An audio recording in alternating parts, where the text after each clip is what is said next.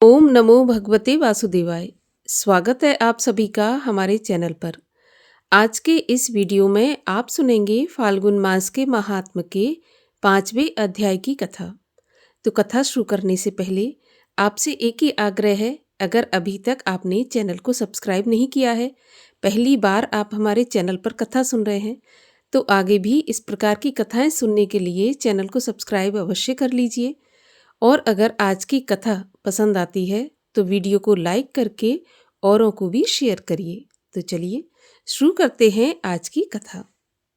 भगवान श्री सदाशिव ने शिवा से कहा, देवी, हम एक ऐसा पुरुष पैदा करना चाहते हैं जो कि शांत और सत्व गुणों से युक्त हो एवं गंभीरता में सागर के समान हो। हम इस जगत का संपूर्ण भार उसको सौंपकर शांति से काशी में निवास करें। भगवान श्री शिव के वचन सुनकर जगदम्बा ने अपनी दृष्टि बाईं ओर घुमाई, जिससे एक अत्यंत सुंदर पुरुष का आविर्भाव हुआ, जो कि कलाओं से भरपूर, शीलवान, गुणवान और बुद्धिमान था। उसका रंग श्याम था, सुंदरता अद्वितीय थी। शरीर का प्रत्येक भाग सुडौल एवं सुंदर था। कमल जैसे नयन, मस्तक पर त्रिपुंड, गले में कौस्तुभमणि, चारों भुजाओं में शंख, चक्र, गदा और पद्म को धारण किए हुए वैजंती माला तथा पीतांबर पहने, 14 विद्याओं को जानने वाला और सिद्ध रूप वाला परम शक्तिमान बार बार प्रणाम करता हुआ भगवान सदाशिव के पास खड़ा हो गया। उसको देखकर भगवान सदाशिव और शिवा अत्यंत प्रसन्न हुए। वह सुंदर पुरुष सदाशिव और पार्वती से बोला, मेरा नाम और मेरा काम बताने की कृपा करें। ऐसा सुनकर भगवान शिव हंसकर बोले, सर्वत्र व्यापक होने के कारण तुम्हारा नाम विष्णु है। अब तुम्हारे समान कोई दूसरा मनुष्य उत्पन्न नहीं होगा। तुम्हें लोग हरि तथा भगवान आदि नामों से पुकारेंगे। भक्तों को सुख देने के लिए ही मैंने तुम्हें उत्पन्न किया है। तुम अपने सबसे पहले परम कार्य साधन के लिए दृढ़ता से तपस्या करो। ऐसा कहकर भगवान शिव ने भगवान विष्णु को योग विद्या का ज्ञान दिया और फिर भगवान शिव अंतर्ध्यान हो गए। भगवान विष्णु 12,000 दिव्य वर्षों तक भगवान श्री सदाशिव का ध्यान करते रहने पर भी उन्होंने अपने मनोरथ कल्याणकारी भगवान शंकर का दर्शन नहीं पाया। इसमें भगवान शिव के दर्शन न होने के कारण विष्णु को उदास देखकर एक आकाशवाणी हुई कि हे विष्णु, अभी तुम और तप करो, तुम्हें इतनी जल्दी हमारा दर्शन नहीं हो सकता। इस पर भगवान विष्णु दोबारा तप करने के लिए बैठ गए। अब भगवान विष्णु के तप के बीच में भगवान श्री सदाशिव की माया से भगवान विष्णु के शरीर में से अनेक प्रकार की जलधाराएं बहने लगीं। भगवान विष्णु उन जलधाराओं को देखकर अत्यंत प्रसन्न हुए। चारों तरफ जल ही जल हो गया और भगवान विष्णु उसी जलधारा पर सो गए। उसी समय भगवान विष्णु का श्रुति समस्त नारायण नाम हुआ और उस समय इस संसार में भगवान विष्णु के अतिरिक्त और कोई नहीं था। फिर भगवान श्री विष्णु से सब तत्वों की उत्पत्ति हुई और उनका विस्तार हुआ। प्रकृति ने पहले महान उत्पन्न किया, महान से फिर 3 गुणों की उत्पत्ति हुई, फिर अहंकार उत्पन्न हुआ, इससे फिर तन्मात्रा, शब्द, स्पर्श, रूप, रस और गंध उत्पन्न हुए। इसके पश्चात उससे पंचभूत पृथ्वी, वायु, जल और आकाश प्रकट हुए और नेत्र, कान, जिह्वा, त्वचा, ज्ञान इंद्रियां उत्पन्न हुई। और इस प्रकार पुरुष के बिना प्रकृति का ये सब जड़ रूप कार्य हुआ। ये सब तत्व 24 प्रकार के थे और ये सब बाह्य रूप जल पर सो रहे थे। भगवान विष्णु की निद्रा अवस्था में उनकी नाभि में से एक विशाल कमल उत्पन्न हुआ। इस कमल का विस्तार अनंत योजन का था और ऊंचाई भी अनंत योजन की थी। ब्रह्मा जी बोले, नारद, इसके बाद भगवान श्री सदाशिव ने अपनी दाईं भुजा में से मुझे उत्पन्न किया और उस कमल पर रख दिया। मेरे 4 मुख थे और अपने लाल मस्तक पर मैं त्रिपुंड धारण किए हुए था। मैंने कमल के अतिरिक्त और कुछ भी नहीं देखा और ये जान नहीं सका कि मेरा उत्पन्न करने वाला कौन है। भगवान शिव की माया तीनों लोकों में फैली हुई है। वह जो कुछ चाहते हैं वही करते हैं। भगवान श्री विष्णु, देवता, दैत्य, दानव सब उन्हीं के अधीन है। जब मैं ये जान सका कि मैं कैसे उत्पन्न हुआ हूँ, तो फिर मैं उस कमल की नाल को पकड़कर नीचे उतरने लगा। मैं लगातार 100 वर्षों तक उस कमल की नाल को पकड़कर उतरता रहा। इस पर भी उसकी जड़ तक नहीं पहुंच सका। फिर मैं दोबारा कमल से ऊपर चढ़ने लगा। ऊपर आने में मुझे 100 वर्ष लगे, लेकिन जब मैं ऊपर पहुंचा तो वहां कमल नहीं था। यह देखकर मैं बड़ा घबराया। उसी समय मुझे आकाशवाणी सुनाई दी, जिसके द्वारा मुझे तपस्या करने का आदेश दिया गया और मैं तपस्या करने लगा।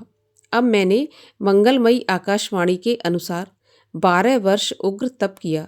इसके पश्चात मुझे 4 भुजाधारी सुंदर नेत्र वाले भगवान श्री विष्णु जी के दर्शन हुए। भगवान विष्णु को देखकर मैं बड़ा प्रसन्न हुआ, लेकिन भगवान शिव की माया से मोहित होकर अपने पिता को न जानकर मैं उनसे पूछने लगा कि तुम कौन हो। मेरा यह प्रश्न सुनकर भगवान विष्णु बोले कि तुम निर्भय हो जाओ, मैं तुम्हारी संपूर्ण कामनाएं पूर्ण करूंगा। नारद, तब उनकी बात सुनकर रजोगुण से विरोध मानकर मैंने उनसे कहा, क्या तुम ये नहीं जानते कि मैं सबके संहार का कारण हूँ? तुम मुझ पर ऐसे शासन कर रहे हो जैसे कि कोई अपने शिष्य पर करता है। मैं साक्षात जगत का कर्ता, प्रकृति का प्रवर्तक, सनातन, आज विष्णु से उत्पन्न होने वाला और विश्व की आत्मा ब्रह्मा हूँ। वेदों में मुझे स्वयंभू, स्वराट, परमेष्ठी और श्रेष्ठ कहते हैं। ब्रह्मा जी बोले, नारद, जब मैंने ऐसे कहा तो भगवान विष्णु क्रोध में भरकर मुझसे कहने लगे, इस प्रकार की मूर्खता की बातें तुम्हारे करने के योग्य नहीं है। सृष्टि को उत्पन्न करके पालन करने वाला मैं हूँ, फिर सबको नष्ट करने वाला भी मैं ही हूँ। निर्दोष नारायण जगन्नाथ मेरे ही नाम है। तुम मेरी माया के अधीन होकर ही ऐसा कर रहे हो, क्योंकि यह सारा संसार माया के अधीन है। मैंने ही वेदों को बनाया है और मैंने ही कमल नाल से तुमको उत्पन्न किया है। मुझसे उत्तम और श्रेष्ठ दूसरा कोई नहीं है। तुम अपने नाम पर इतना अहंकार मत करो। अतएव सच और बोलने योग्य बातें बोलो। जिस प्रकार अंधा अपनी आंख का और निर्धन अपने धन का वर्णन करता है, उसी तरह तुम भी अपने नामों की बड़ाई कर रहे हो। यदि तुम मेरा पूजन नहीं करोगे तो तुम्हारा कल्याण नहीं होगा। भगवान विष्णु की इस प्रकार की अहंकारपूर्ण बातें सुनकर मुझे हंसी आने लगी और इतना क्रोध आया कि मैं भगवान विष्णु को अपना शत्रु समझने लगा। मैंने उनसे कहा, आप मुझे बार बार गुरु की भांति उपदेश देना बंद करो। आप अपने आप को वेद पाठी कहते हैं, मगर मैं ये समझता हूँ कि आप वेदों का नाम तक नहीं जानते। आपका ये क्रोध सर्वथा व्यर्थ है। इस बात को लेकर मेरे और भगवान विष्णु के बीच बड़ी भारी शब्द युद्ध हुआ। भगवान शिव की माया से मोहित होकर हम दोनों ही अपने आप को सर्वश्रेष्ठ मानते रहे और इसमें शंका और संदेह करने की कोई बात नहीं, क्योंकि भगवान शिव की माया है ही ऐसी। यहाँ पर 5वें अध्याय का समापन होता है। इसके आगे की कथा आप सुनेंगे कल के वीडियो में। कांचीपुरी में वज्र नामक एक चोर था। उस चोर का ये नाम विशेष सार्थक था। किसी की संपत्ति चुराने पर उसके स्वामी को जो कष्ट होता है, उसे सहृदय व्यक्ति ही आंक सकता है। चोर का हृदय वस्तुतः वज्र का बना होता है, इसलिए वह चोरी कर पाता है। यदि चोर को दूसरे के दुख का आभास हो तो वह चोरी करना छोड़ दे। वज्र ऐसा ही कठोर हृदय वाला चोर था। वह प्रतिदिन थोड़ा बहुत जो कुछ मिलता सब कुछ चुरा लेता था। चुराए हुए धन को वह राज रक्षकों द्वारा पकड़े जाने के भय से आधी रात के समय जंगल में जाकर मिट्टी खोदकर गाड़ देता था। एक रात वीरदत्त नामक एक किरात लकड़हारे ने चोर की ये चेष्टा देख ली। चोर के चले जाने के बाद प्रतिदिन मिट्टी हटाकर संपत्ति से 10वां हिस्सा निकाल लेता था और गड्ढे को पहले की तरह जैसा का तैसा ढांक देता था। लकड़हारा चालाक चोर था। वह इस ढंग से चुराता था कि वज्र इसकी चोरी को भांप ना सके। एक दिन लकड़हारा अपनी पत्नी को धन देता हुआ बोला कि तुम रोजाना धन मांगा करती थी, लो, आज मुझे पर्याप्त धन प्राप्त हो गया है। पत्नी ने कहा, जो धन आपने परिश्रम से उपार्जित किया है वही स्थायी होता है। दूसरे का धन नष्ट हो जाता है, इसलिए इस धन से जनता के भले के लिए काम करो। बावड़ी, कुएं आदि बनवाओ। उसके पति को भी ये बात अच्छी लगी। आसपास अच्छे अच्छे कुएं और तालाब थे, इसलिए उसने दूर देश में एक बहुत बड़ा तालाब खुदवाया। गर्मी में भी उसका जल नहीं सूखता था। तालाब में अभी सीढ़ियां लगानी बाकी थी और उसके सारे पैसे समाप्त हो गए। वह छिपकर फिर से वज्र का पीछा करने लगा। देखा करता था कि वज्र कहाँ कहाँ अपना धन गाड़ रहा है। इस प्रकार दशांश चुराकर उसने तालाब का काम पूरा कर दिया। इसके बाद उसने भगवान विष्णु और शंकर जी के भव्य मंदिर भी तैयार करवाए। जंगल कटवाकर खेत तैयार कराए और उन्हें ब्राह्मणों में दान कर दिया। एक बार उसने बहुत से ब्राह्मणों को बुलाकर वस्त्र आभूषणों से उनकी अच्छी पूजा सेवा की और दक्षिणा दी। ब्राह्मणों के घर की व्यवस्था कर दी। ब्राह्मणों ने प्रसन्न होकर उसका नाम द्विजवर्मा रख दिया। कालवश उस द्विजवर्मा की मृत्यु हुई। तब उसे लेने के लिए एक तरफ तो यम के दूत और दूसरी तरफ भगवान शंकर और विष्णु के दूत आए। उनमें आपस में झगड़ा होने लगा। इसी बीच नारद जी वहां पधारे। उन्होंने सबको समझाया कि आप लोग कलह ना करें, मेरी बात सुने। इस किरात ने चोरी के धन से मंदिर आदि तैयार किए हैं, अतः जब तक कुमार्ग से उपार्जित द्रव्य रूप पाप का प्रायश्चित नहीं हो जाता, तब तक यह वायु के रूप में अंतरिक्ष में विचरण करता रहेगा। नारद जी की बात सुनकर सभी दूत वापस लौट गए। वह किरात 12 वर्ष तक प्रेत बनकर घूमता रहा। देवऋषि नारद ने किरात की पत्नी से कहा कि तुमने अपने पति को उत्तम मार्ग दिखाया है, इसलिए तुम ब्रह्मलोक में जाओ। किंतु किरात की पत्नी अपने पति के दुख से दुखी थी। वह ब्रह्मलोक का सुख तुच्छ मानते हुए रोते रोते देवऋषि से बोली, मेरे पति को जब तक देह नहीं मिलती, प्रेत योनि से छुटकारा नहीं मिलेगा, तब तक मैं यहीं रहूंगी। जो गति मेरे पति की होगी वही गति मैं भी चाहती हूँ। किराती के धर्मयुक्त वचन सुनकर देवऋषि नारद बहुत प्रसन्न हुए। उन्होंने उसे अपने प्रभाव से इस योग्य बना दिया कि शंकर की अच्छी आराधना कर सके। उन्होंने बताया कि तीर्थ में स्नान कर, कंद मूल फल खाकर अपने पति की सद्गति के लिए भगवान शिव शंकर की पूजा और जाप करे। किराती ने अपने पति के लिए भगवान शिव की आराधना पूरे लगन से की। इस काम से उसके पति के चोरी का सारा पाप धुल गया और फिर अपने पुण्य के बल से दोनों पति पत्नी को उत्तम लोक की प्राप्ति हुई। द्विजवर्मा भगवान शिव के गण के पद पर प्रतिष्ठित हुआ। वज्र चोर और कांची के सभी धनी, जिनका उस वज्र ने धन चुराया था और उनका धन अच्छे कामों में लगा था, वे भी सपरिवार स्वर्ग को गए। और अब सुनिए श्री शिव चालीसा। जय गणेश गिरिजा सुवन, मंगल मूल सुजान। कहत अयोध्या दास तुम, देहु अभय वरदान। जय गिरिजापत दीन दयाला, सदा करत संतन प्रतिपाला। भाल चंद्रमा सोहत नीके, कानन कुंडल नाग फनी के। अंग गौर सिर गंग बहाए, मुंड माल तन छार लगाए। वस्त्र खाल बाघंबर सोहे, छवि को देख नाग मुनि मोहे। मैना मात की हवे दुलारी, वाम अंग सोहत छवि न्यारी। कर त्रिशूल सोहति छवि भारी, करत सदा शत्रुन चैकारी। नंदी गणेश सोहे तह कैसे, सागर मध्य कमल हो जैसे। कार्तिक श्याम और गणराऊ, या छवि को कही जात न काऊ, देवन जबहि जाए पुकारा, तबहि दुख प्रभु आप निवारा। किया उपद्रव तारक भारी, देवन सब मिले तुम ही जुहारी। तुरत षडानन आप पठायौ, लव निमेष मह मार गिरायौ। आप जलंधर असुर संघारा, सुयश तुम्हार विदित संसारा।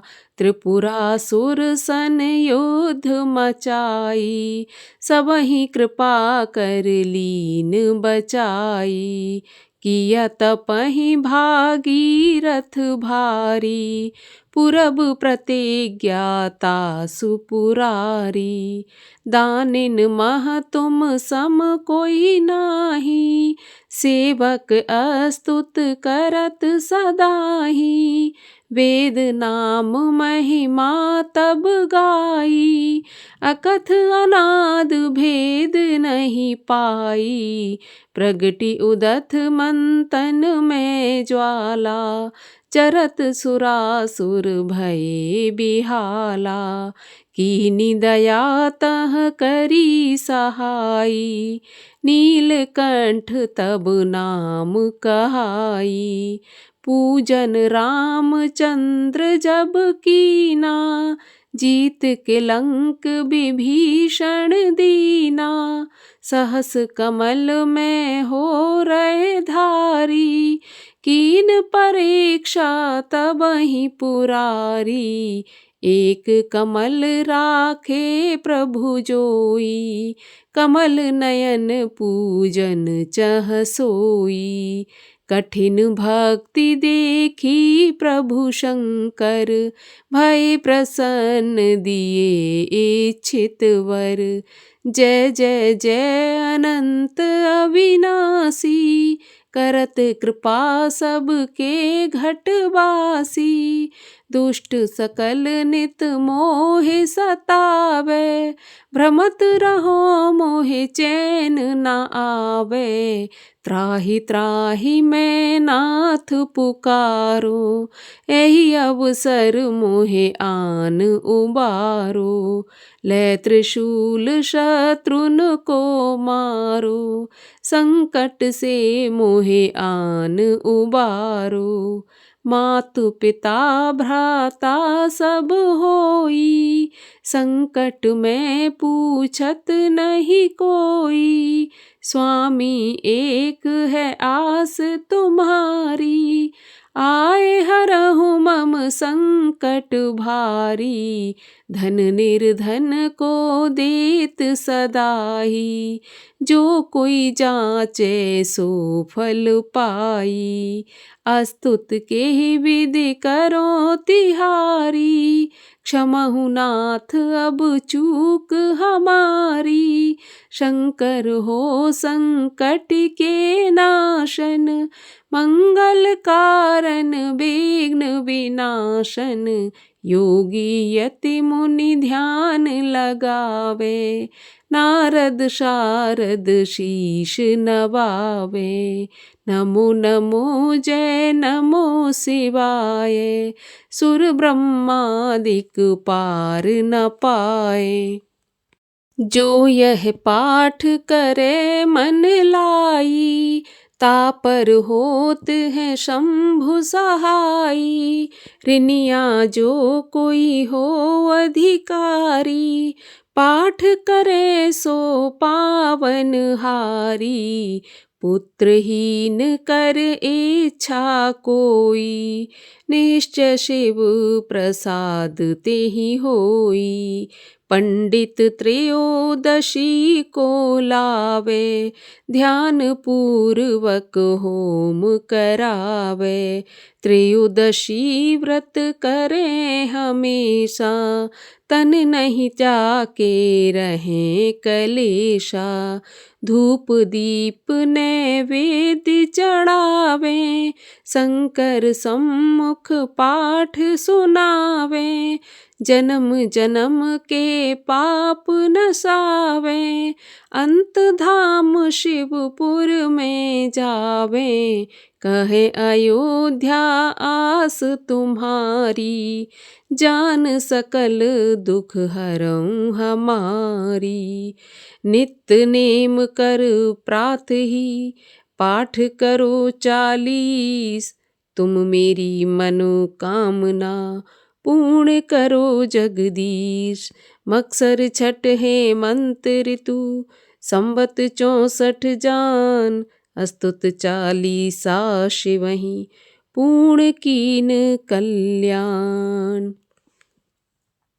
ओम जय शिव ओमकारा, स्वामी हर शिव ओमकारा, ब्रह्मा विष्णु सदा शिव अर्धांगी धारा। ओम जय शिव ओमकारा, एकानन चतुरानन पंचानन राजे, हंसानन गरुणासन वृषवाहन साजे। ओम जय शिव ओमकारा, 2 भुज 4 चतुर्भुज, 10 भुज ते सोहे, तीनों रूप निरखते त्रिभुवन मन मोहे। ओम जय शिव ओमकारा, अक्षमाला वनमाला मुंडमाला धारी, चंदन मृग मद सोहे, भोले शुभकारी। ओम जय शिव ओमकारा, श्वेतांबर पीतांबर बाघंबर अंगे, सनकादिक ब्रह्मादिक भूतादिक संगे। ओम जय शिव ओमकारा, करके मध्य कमंडल चक्र त्रिशूल धरता, जग करता जग हरता जग पालन करता। ओम जय शिव ओमकारा, ब्रह्मा विष्णु सदा शिव जानत अविवेका, प्रणवाक्षर के मध्य ये तीनों एका। ओम जय शिव ओमकारा, त्रिगुण शिव जी की आरती जो कोई जन गावे, कहत शिवानंद स्वामी मन वांछित फल पावे। ओम जय शिव ओमकारा, कर्पूर गौरम करुणावतारम, संसार सारम भुजगेंद्रहारम, सदा वसंतं हृदयारविंदे, भवं भवानी सहितं नमामि।